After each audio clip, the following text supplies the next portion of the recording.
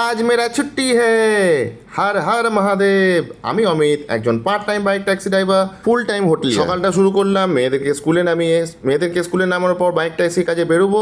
মেজো ম্যাডাম বললেন আমাকে যোগা ক্লাসে ছেড়ে দাও। বৌনির খদ্দের, সেটাও আবার ভাড়া ছাড়া, ভাবো। ম্যাডামকে নামিয়ে বাইক ট্যাক্সির ভাড়ার জন্য ওয়েট করছিলাম আমার বোনের বাড়ির সামনে, তাই ভাবলাম একবার রিকের সঙ্গে দেখা করে নিই। আমার সঙ্গে মামা সম্পর্কটা একটু আলাদা, যখনই দেখা হয় দুজনা একটুখানি মার পিট ধাক্কা ধাক্কি লাপালাপি না করলে শান্তি হয় না আমাদের। বোনের বাড়ির এই জায়গাটা আমার খুব ভালো লাগে, দুদিকে গাছ, মাঝখান দিয়ে হেঁটে যাওয়া।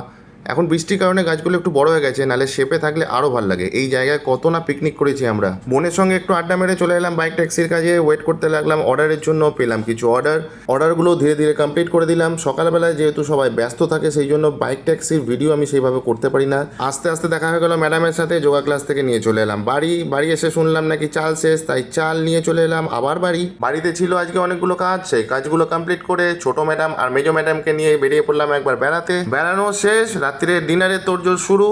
রাত্রিরের ডিনারে হচ্ছে ঘুগনি আর রুটি।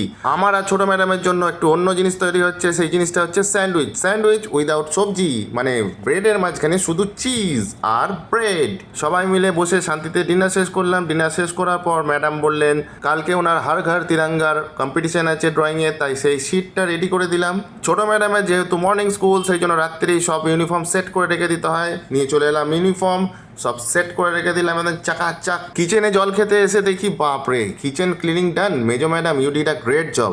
অফের দিনটা আজকে ফাটিয়ে এনজয় করলাম ফ্যামিলির সাথে। That's all for today. I am Amit, signing off, tata.